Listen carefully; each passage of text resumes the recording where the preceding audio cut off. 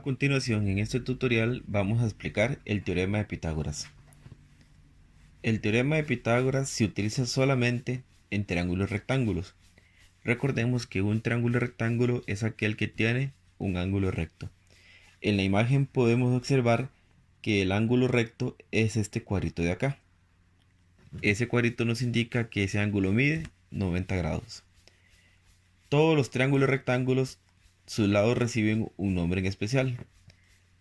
El lado más largo, que es el que está enfrente de 90, se llama hipotenusa, y los otros lados, los que forman el ángulo recto, reciben el nombre de catetos.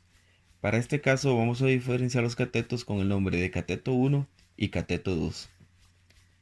El teorema de Pitágoras nos indica lo siguiente: la hipotenusa al cuadrado va a ser igual a un cateto al cuadrado más el otro cateto al cuadrado. C1 a la 2 significa cateto 1 y C2 a la 2 significa cateto 2, ambos elevados al cuadrado respectivamente. De la fórmula principal del teorema de Pitágoras se deducen dos fórmulas, que son las que vamos a utilizar para encontrar lados que nos falten en algún triángulo. La primera fórmula que vamos a ver es la fórmula para encontrar hipotenusa. Esta fórmula nos dice: la hipotenusa va a ser igual a la raíz cuadrada de un cateto al cuadrado más el otro cateto al cuadrado. Y la otra fórmula que deducimos nos va a ayudar a encontrar un cateto.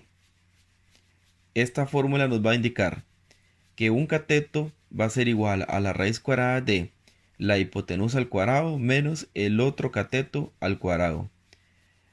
Hay que aclarar que acá la fórmula se escribió con C1 y dentro de la raíz con C2. Esto también podría ser al revés, podría ir C2 es igual a raíz cuadrada de hipotenusa al cuadrado menos cateto 1 al cuadrado. Lo importante es tener en cuenta que dentro de la raíz vamos a colocar la medida del cateto que conocemos. Conociendo estas fórmulas, podemos pasar a algunos ejemplos.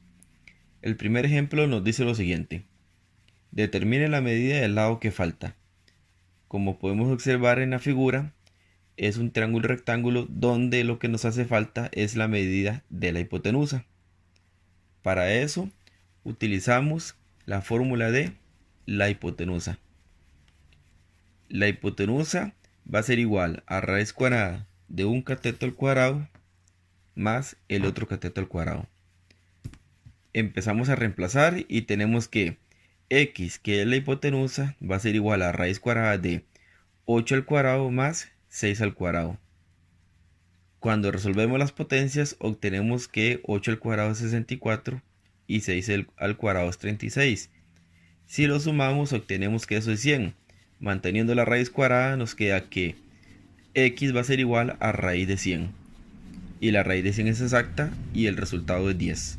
Entonces en este ejemplo encontramos que la hipotenusa mide 10. Veamos ahora otro ejemplo. Ejemplo número 2. Determine la medida del lado que falta. Como podemos observar en este triángulo, el lado que nos hace falta es un cateto. Entonces ya no puedo utilizar la fórmula de la hipotenusa. Vamos ahora a utilizar la fórmula del cateto. Nos indica que el cateto que no conocemos va a ser igual a la raíz cuadrada de la hipotenusa al cuadrado menos el cateto que conozco al cuadrado.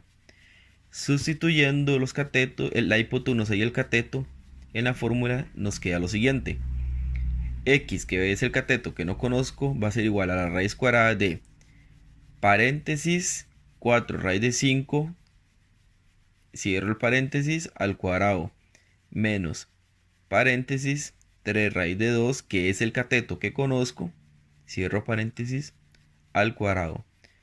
Aquí hay que aclarar que es importante colocar estos paréntesis, porque si no se colocan podemos confundirnos y creer que a la hora de hacer las potencias solo el 4 o solo la raíz de 5 se eleva al cuadrado. Igual para el caso del cateto, solo el 3 o solo la raíz de 2 se eleva al cuadrado. Y si hacemos esto, ya el resultado va a estar mal. Entonces, mejor colocamos paréntesis para entender que todo el 4 y la raíz de 5, los dos se elevan al cuadrado al mismo tiempo. Igual en el caso de 3 raíz de 2, tanto el 3 como raíz de 2 se elevan al cuadrado. Resolviendo estas potencias obtenemos que 4 raíz de 5 al cuadrado es 80 y 3 raíz de 2 al cuadrado es 18. Así tenemos que el cateto que desconocemos es igual a la raíz cuadrada de 80 menos 18. Haciendo la resta obtenemos que es 62 y nos queda la raíz cuadrada de 62. Esta raíz ya no es exacta y el resultado basta con dejarlo así.